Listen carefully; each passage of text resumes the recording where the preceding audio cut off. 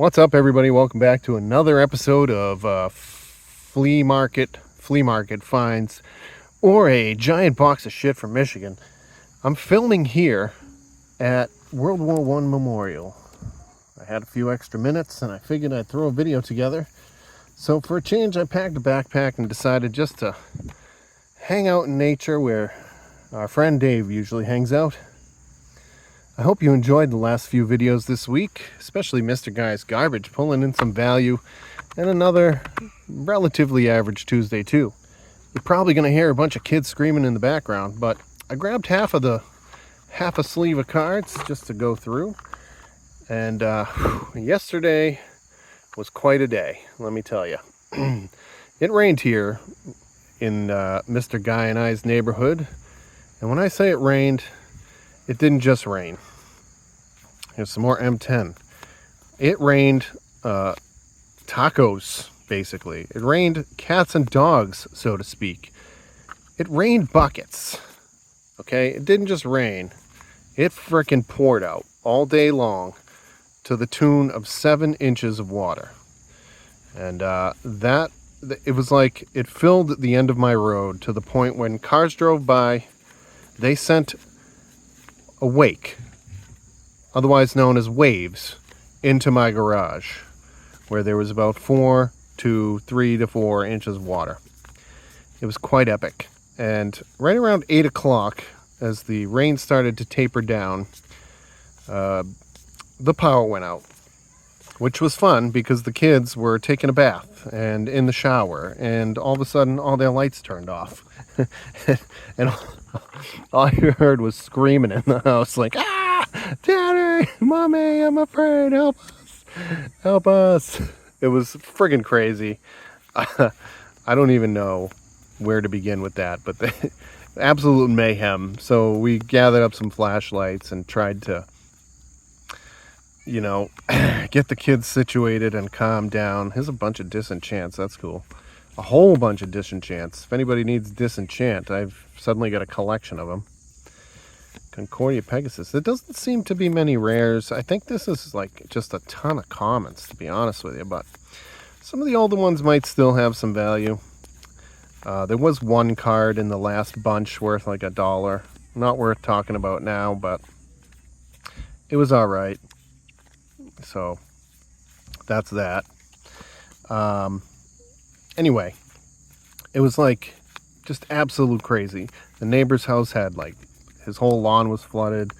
Water was pouring into his basement, my basement. The whole street was dark. I guess a tree had fallen at the local Target and took down one of the electrical poles and basically knocked out the town. After the news, the center of town had kayakers floating around. I don't know what the heck they were doing, but they were floating around out there, and just everywhere. I when the rain tapered off, I was sent out for provisions, so I went to the local packy. And for those of you out in the world, a packy is what we here in Boston call a liquor store. A liquor store, kid. Just to get a couple bags of chips, a couple cranberry juices, a little bit of wine, a couple of beers, just to wait it out, to wait out the storm, so to speak. And I had to go in the back way because the entire main route was completely flooded. And here's a quick video of that right here. Okay. So that's what basically the entire town looked like.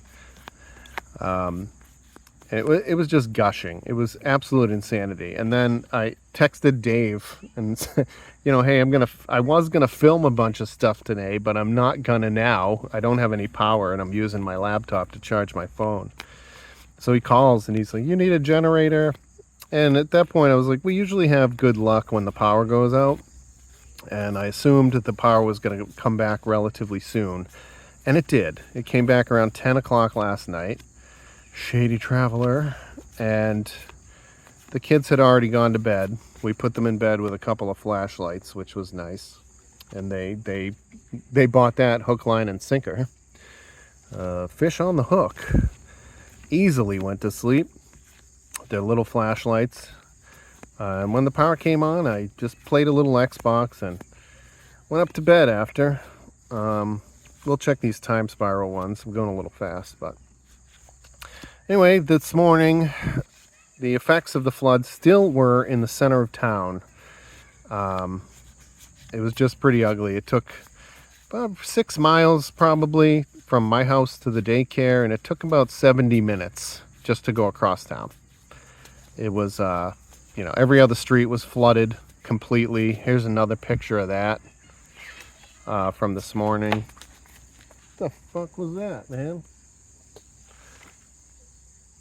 I thought I was getting attacked, but I guess an acorn just fell and that was it. Kind of gave me a heart attack. So now, at least now I expect acorns to fall on my head. Unless Dave or Guy are hiding behind my car, but I doubt it because they have no idea that I'm here. Unless Dave was already here, which would be crazy. And I have an open knife next to me, so hopefully it's nobody trying to sneak up on me, or I'll stab them. This channel does not condone violence. Anyway, 70 minutes to the daycare. It was an absolute disaster. So in essence, every other street was closed because it was completely flooded over. By the way, I have no idea if these are in focus or not because I'm just kind of sitting down at a picnic table. When I get into what I'm filming next, I'm probably going to stand up, but you know, hey, it's just a box of crap from Michigan. There is some value though, but needless to say, it was quite the interesting event. I had some of you reach out to me, which I thank you for. We made it out. The garage is no longer flooded. It is a little bit squishy in there, but you know, we'll make do. Until then, this is Editor J. Thanks for watching another Michigan bag o' shit. Flea market finds with Editor J here on MTG Attitude, and stay tuned for Wilds of Eldraine and next week for a very special Mystery Monday. See you guys in the next one.